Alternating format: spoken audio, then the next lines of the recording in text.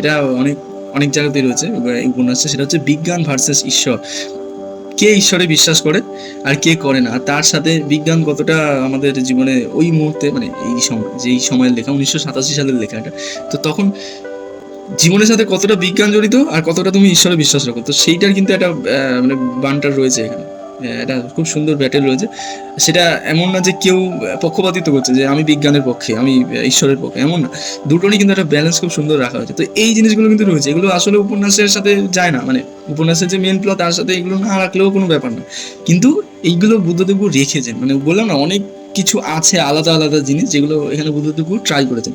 সমাজ, রাজনীতি, এই বিজ্ঞান ভার্সেস ঈশ্বর, তারপর কিছু কিছু জায়গায় যে কবি, যারা লেখক, তাদের যে যৌনতার পার্সপেক্টিভ, তো সেইটা রেখেছেন। তো এইগুলো সুন্দর, এগুলো আসলে উপন্যাসের সাথে কোনো রিলেটেড না, কিন্তু উনি চিঠি লিখতে গিয়ে এই ব্যাপারগুলো মানে আমাদের কাছে প্রেজেন্ট করেছেন, মানে